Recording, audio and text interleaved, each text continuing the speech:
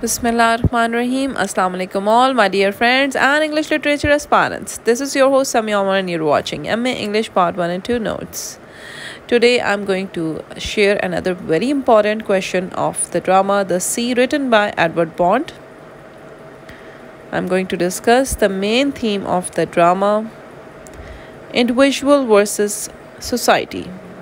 जी, बहुत important theme है, इस पर अक्सर क्वेश्चन भी आ जाता है. What is the theme of The Sea? Discuss the interaction between the individual and the society as depicted in The Sea.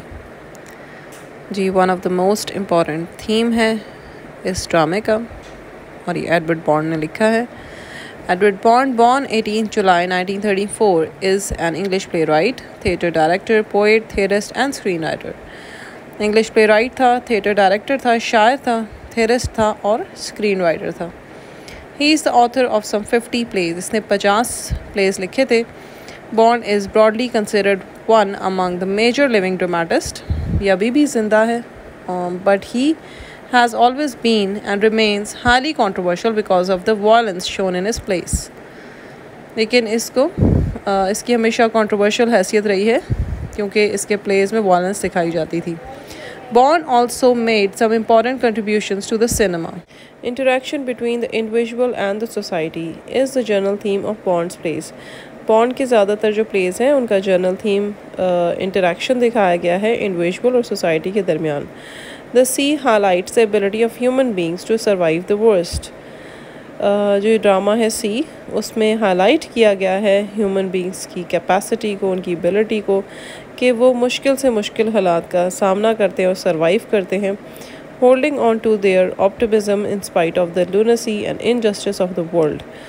इसके बावजूद कि उनको बहुत मुश्किलात का सामना करना पड़ता है और नाइंसाफ़ी भी देखनी पड़ती है दुनिया की, वो अपनी इस ऑप्टिमिज्म की जो स्पिरिट है इसको कायम रखते हैं.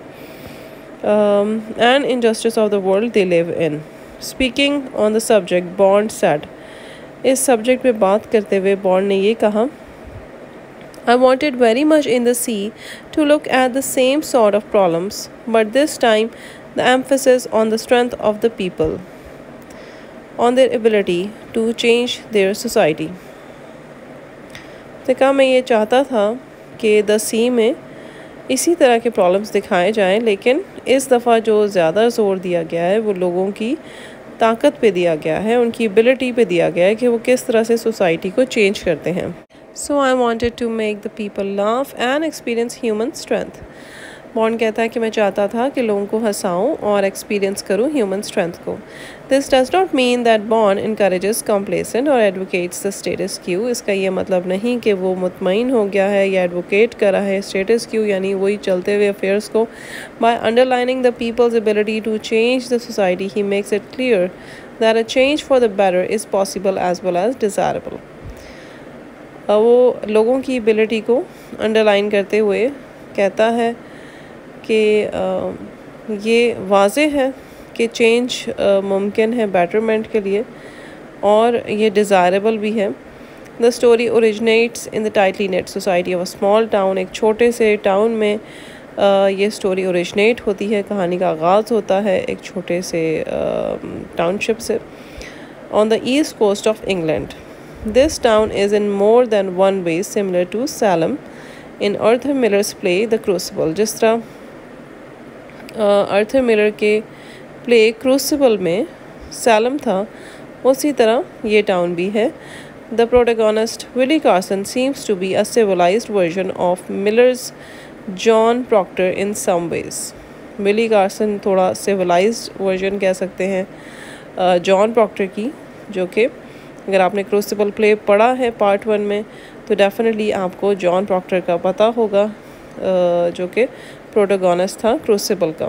The small town in the sea is a battleground over which the victims of an oppressive and morally impoverished culture wander in mad distraction. ये जो छोटा सा गांव है द सी में, ये बैटल ग्राउंड बना हुआ है विक्टिम्स पे.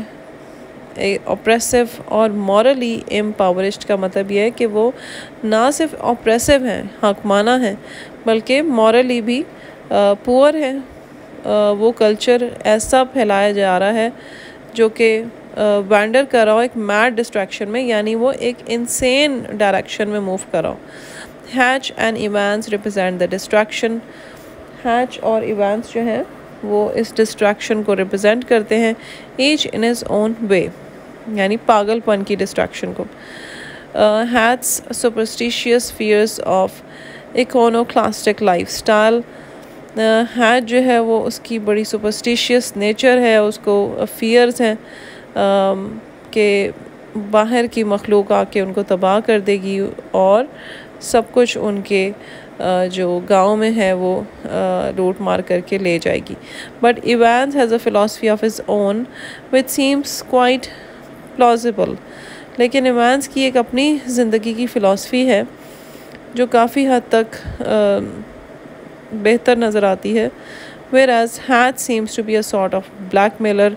हैट जो है वो ब्लैकमेलर भी है, capitalising on the stupid credulousness of the group of louts around him, जो कि अपने कैपिटल जमा करने में लगा हुआ है और उसका एक उसने ग्रुप बनाया हुआ है जो कि लूट मार करते हैं।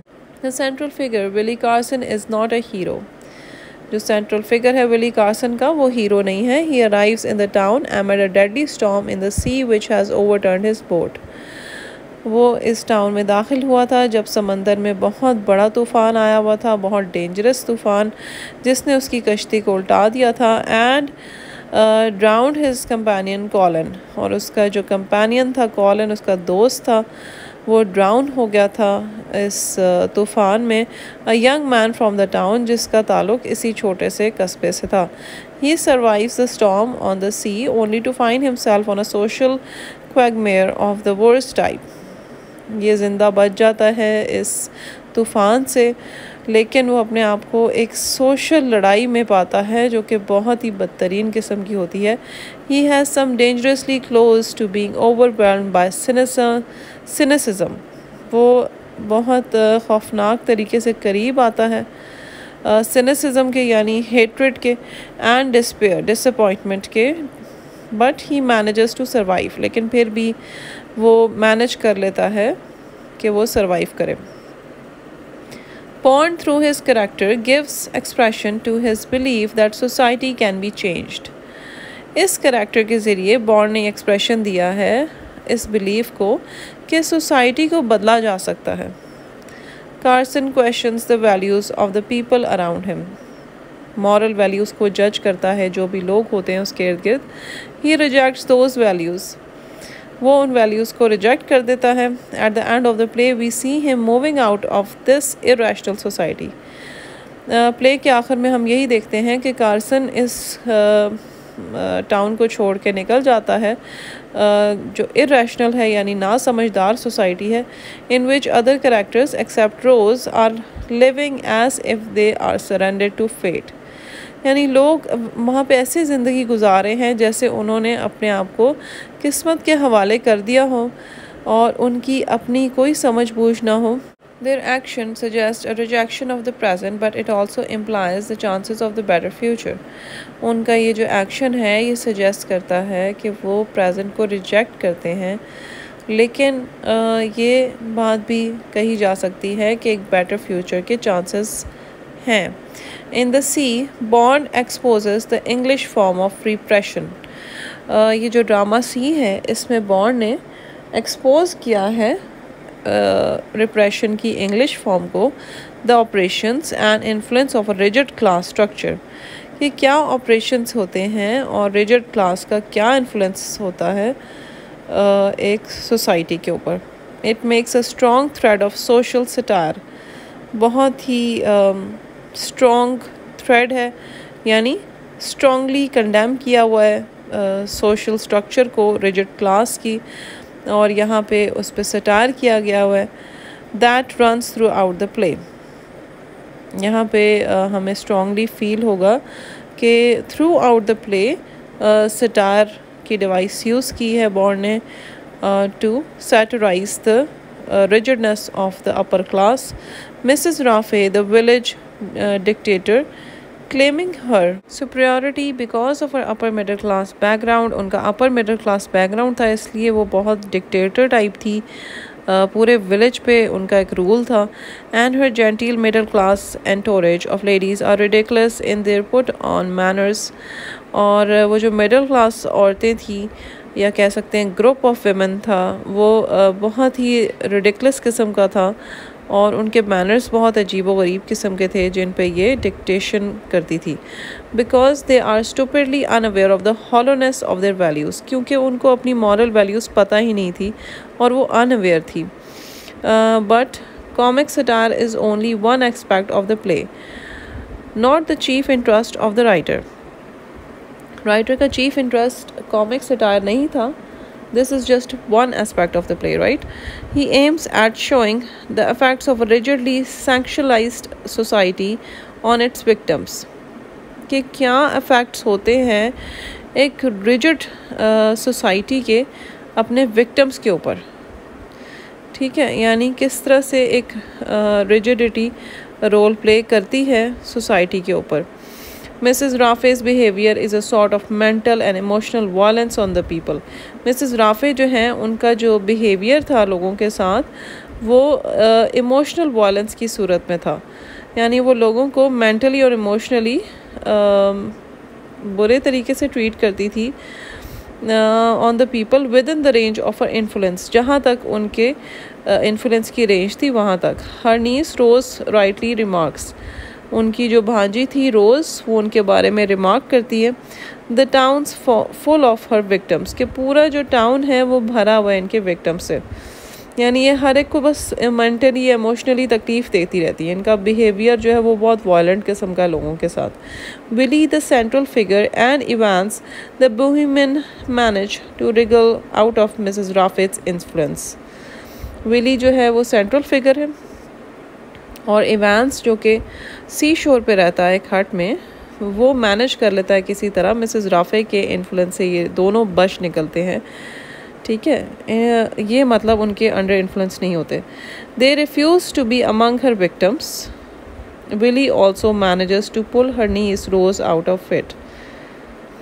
वो कहते हैं कि हम इनके विक्टिम नहीं बनेंगे और विली किसी तरह मैनेज करता है कि वो नीस को भी उनके असर से आज़ाद कर दे. The theme is carefully and wonderfully well executed to the end. ये जो थीम है ना इंडिविजुअल वर्सेस सोसाइटी का, ये बहुत अच्छे तरीके से प्ले के आखिर तक बयान किया गया है. इसको it's spread all over the acts very beautifully and wonderfully. Speaking of the end of the play, Bond says, I simply cannot reconcile myself to a life that will ultimately end in violence and chaos. वो कहता है मैं किसी भी तरह अपने आप को reconcile नहीं कर सकता एक ऐसी ज़िंदगी की जानिब जो कि एंड हो रही हो वायलेंस और chaos में आखिरकार. I do believe, मैं यकीन रखता हूँ in the triumph of the human spirit. इंसानी जो रूह होती है उसकी फ़तह में यकीन रखता हूँ. If the sea starts violently and noisily, अगर समंदर जो है या ये जो ड्रामा है समंदर का जो आगाज़ उन्होंने बहुत वॉयलेंटली और नॉइसली किया यानी शोर शराबे के साथ किया है, it should end with the profoundest sense of tranquillity. और उसका जो आखिर है या उसका अख्ताम जो है वो बहुत खूबसूरती के साथ और पीसफुल तरीके से होना चाहिए. Disagreeing with the German producers who treated the play as something very grim and serious, Bond protest. अच्छा, कुछ जर्मन प्रोड्यूसर्स थे जिन्होंने प्ले को थोड़ी सीरियस टच देने की कोशिश की थी, तो बॉन्ड ने उनके अगेंस्ट प्रोटेस्ट किया था. Please remember it is labelled as comedy, कि याद रखें कि कॉमेडी है एंड फॉर अ रीज़न, और किसी मकसद की वजह से. It should be played lightly, इसको लाइटली प्ले करें and with as much fun as possible, और इसमें थोड़ा सा फ़न का पहलू डालें. Fun is however not the ultimate object of the writer, यानी ऑब्जेक्ट के लिखने का मकसद सिर्फ फ़न नहीं था. It is his believe in the triumph of human spirit, वो इंसानी स्पिरिट की जीत पे यकीन रखता था. That the writer has try to bring home to the audience, जो राइटर ने ऑडियंस के सामने पेश करने की कोशिश की है। Willy has succeeded in infusing the despondent Rose with this believe. Willy इसमें सक्सेसफुल हुआ था कि वो रोज़ में ये बिलीव इन्फ्यूज़ कर दे, जो कि डिप्रेस थी क्योंकि उसका जो एक्स फियांसे था वो ड्राउन हो गया था because of that deadly storm in the sea, जो कि फर्स्ट सीन में दिखाया हुआ है। So we see how cheerfully she expresses her readiness to go with Willy. हम देखते हैं कि वो बहुत खुशी खुशी विली के साथ जाने पे राज़ी हो जाती है और अपनी इस खुशी को एक्सप्रेस करती है। रोज़, I followed you, मैंने तुम्हारा पीछा किया। The packing's finished, मैं अपनी पैकिंग मुकम्मल कर चुकी हूँ। We must not miss our train, हमें अपनी ट्रेन नहीं मिस करनी चाहिए। It seems to be a pleasant surprise for Willy. ये विली के लिए एक pleasant surprise था because when Rose asked him what he was about to say, Rose जैसे ही उससे पूछती है वो उस वक्त उसको कहने लगता है, he says, Willy, I came to say goodbye, कि मैं तो goodbye कहने आया था and I'm glad you, और मैं खुश हूँ कि तुम यहाँ पे ओपन एंडिंग है, यानी बॉन्ड ने एंडिंग को ओपन छोड़ दिया है so that audience can think by themselves कि इसके आगे क्या होगा। Just before this closing dialogue, ये आखिरी डायलॉग है प्ले का। इससे पहले बिटवीन रोज़ एंड विली के दरमियान Ivan speaks out the theme in clear effective words. Evans जो है वो इस थीम को बहुत वाज़े अल्फाज में बयान करता है। इवान्स कहता है, यहाँ पे ये टेक्सचुअल कोड है, इसको नोट कर लीजिए। No, go away, you won't find any more answers here, यहाँ से चले जाओ, तुम्हें यहाँ कोई जवाब नहीं मिलेंगे। गो अवे, चले जाओ, एंड फाइंड देम, ढूंढो उनको। डोंट गिव अप होप, उम्मीद मत छोड़ो। That's always silly, the truths waiting for you, सच्चाई तुम्हारा इंतज़ार कर रही है। It's very patient and you will find it, कि ये सब्र आजमूदा काम है लेकिन तुम्हें मिल जाएगी आखिर में। Remember I have told you, याद रखो कि मैंने तुम्हें कहा था। These things so that you won't disappear, यानी इन तमाम चीज़ों को याद रखो ताकि तुम मायूस ना हो। But you must still change the world, लेकिन तुम्हें ये दुनिया ज़रूर बदलनी है। यहाँ पे वो बहुत ऑप्टिमिस्टिक अंदाज में उनको कहता है कि जाओ अपनी मंजिल तलाश करो, अपनी न्यू डेस्टिनेशन की तरफ जाओ। यहाँ इस गांव में तुम्हें कुछ भी नहीं हासिल होगा, so you must go and change the world. जी students, I hope you have understood the concept of the main theme of the play the Sea, individual versus society, or you can say interaction between individual and the society. If you have any sort of questions or queries, you're most welcome to comment below. I'll be glad to answer you all. Till then students, this is your host Sami Omar signing off from MA English Part 1 and 2 Notes. Don't forget to like my video and also subscribe my channel for more informative and quality notes videos. Also press the bell icon for notifications so that you don't miss any video. Take care and Allah Hafiz.